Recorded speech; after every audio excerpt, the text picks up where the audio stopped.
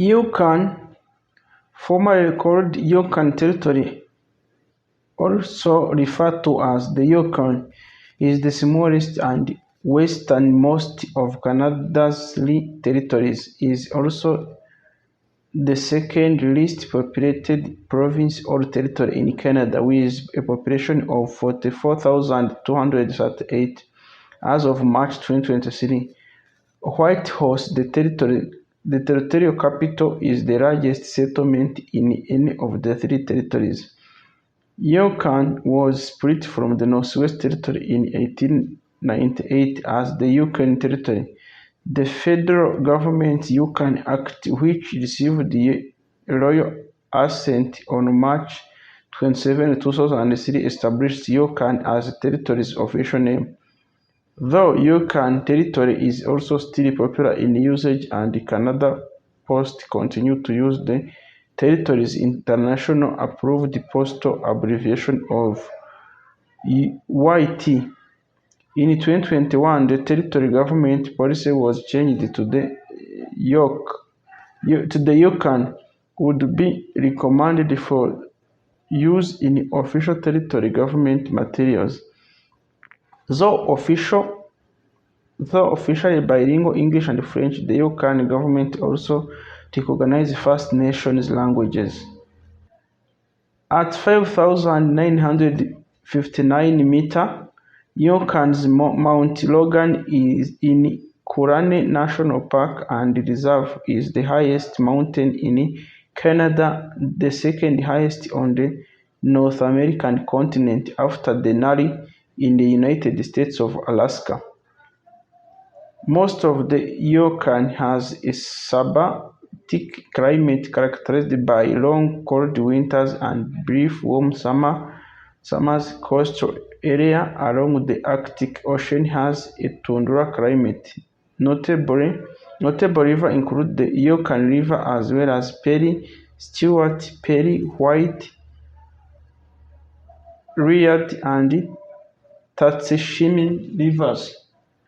The territory is named after Yukon River, the longest river in Yukon. The name itself is from a contraction of words in the Guinean phrase "Chokin," which means white water river and refer to the pale color of glaciers runoff in the Yukon River.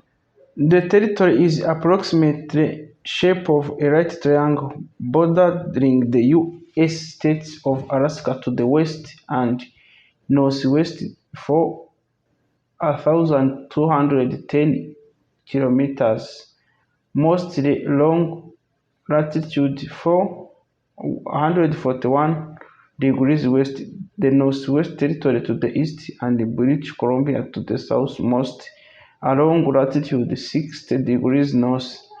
Its northern coast is on the Beaufort Sea.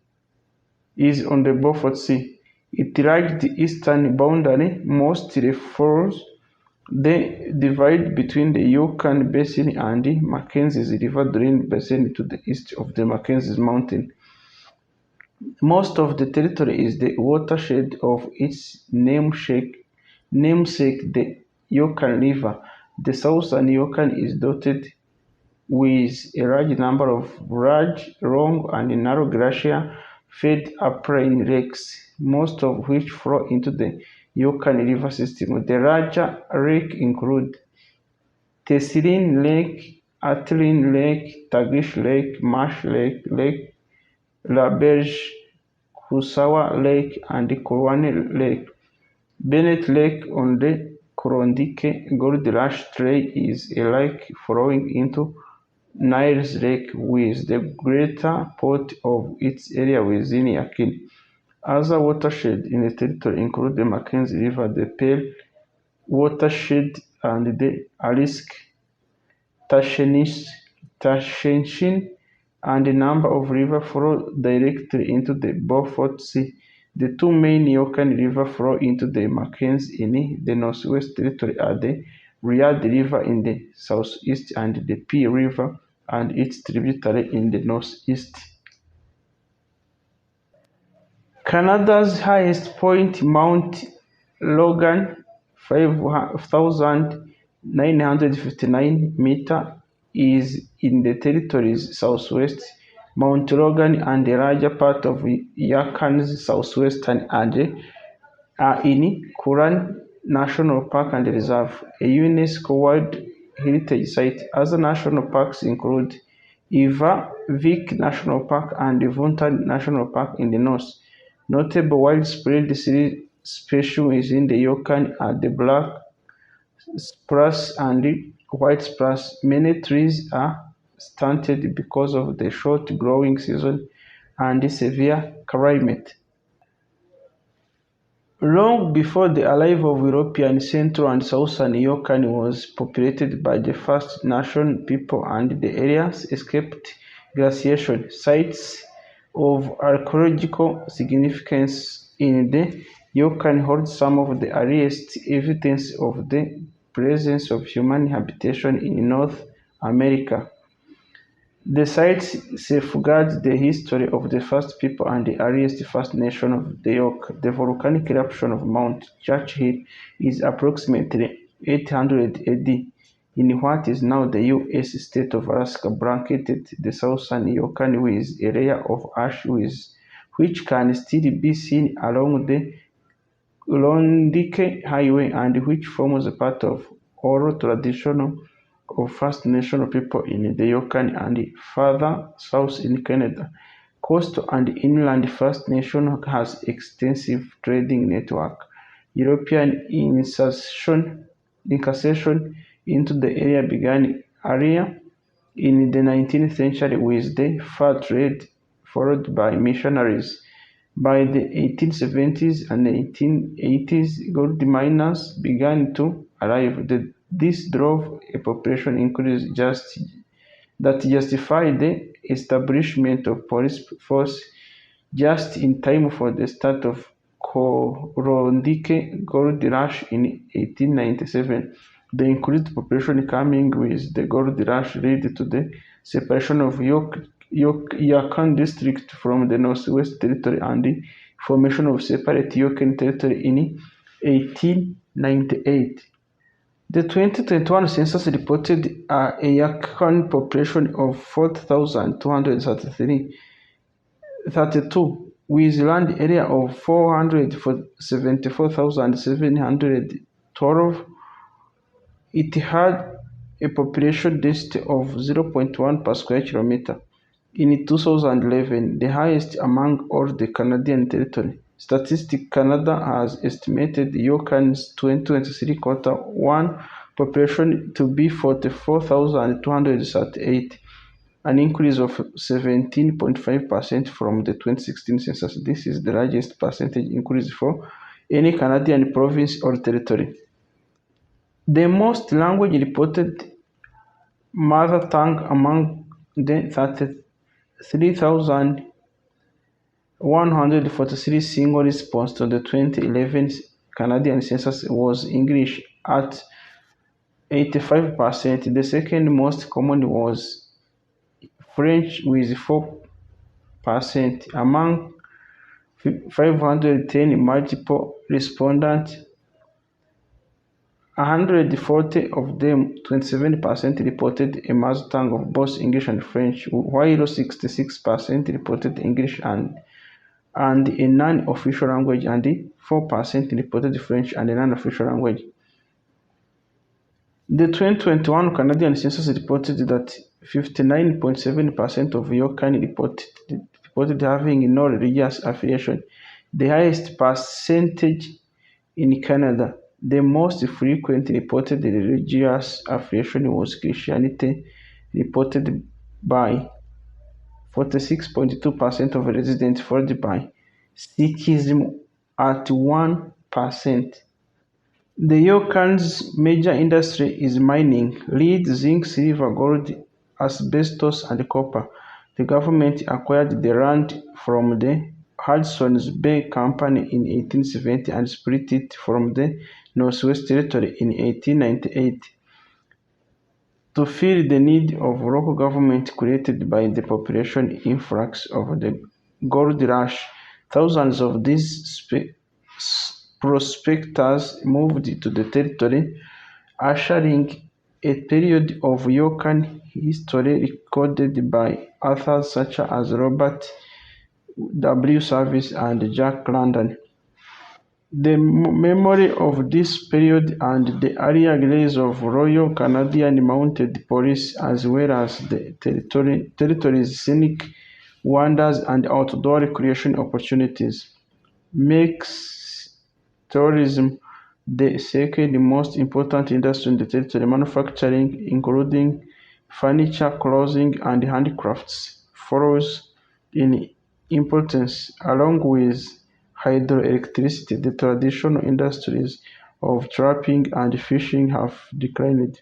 As of 2012, the government sector direct employs approximately 6,300 out of labor force of 20,800 of population of the 27,500.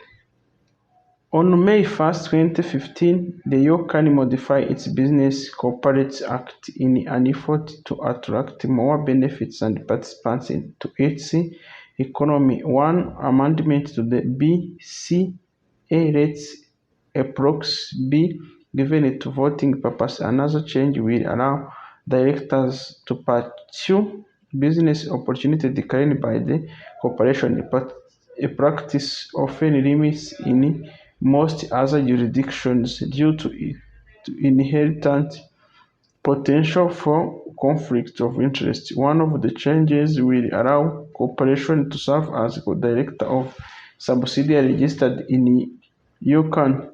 The registration also allows companies to add provision in the article of incorporation giving directors blanket approval to sell off all of the company's assets without requiring a shareholder vote, if provided for by an unanimous shareholders agreement. Incorporation is not required to have directors at all. There is increased flexibility regarding the question of corporate records. Offices include the ability to maintain a records office outside of Yukon so long as it is accessible by electronic means. The Yukon's tourism motto is larger than life. The Yukon tourism relies heavily on its natural environment, and there are many organized outfitters and guides available for activities such as, but not limited to, hunting, angling, canoeing, kayaking, hiking, skiing, snowboarding, ice climbing, and dog sledding. These activities are offered both in organized setting or in backcountry, which is accessible by air or snowmobile. The Yokun's festival and sporting events include the Adak Culture Festival, Yukon International Storytelling Festival, and the Yukon Shooting Rendezvous. The Yukon's latitude enables the view of aurora borealis. The Yukon government maintains a series of terrestrial parks, including parks such as Herschel Island, Whitehorse Territorial Park, Tombstone Territorial Park, and Fishing Branch Mirrinjic Park. Coal River Spring Territory Park. Parks Canada, a federal agency of Government of Canada, also maintains 3 national parks and reserves within the territory: Claoune National Park and Reserve, Ivavik National Park, and Vantoot National Park. The Yukon is also home to 12 national historic sites of Canada. The sites are also administered by Parks Canada, with 5 of the 12 sites being located within national parks. The territory is host to a number of museums, including the Copper Belt Railway and Mining Museum, the SS Klondike Boat Museum, the Yukon Bellingham Interpretive Center in Whitehorse, as well as Keno City Mining Museum in Keno City. The territory also holds a number of enterprises that allows tourists to experience pre-colonial and modern culture of Yukon's First National and Inuit. The Yukon has a wide array of cultural and sporting events that attract artists, local residents, and athletes and tourists. Annual events include the Andaki Culture Festival, Dawson City Music Festival, Yukon International Storytelling Festival,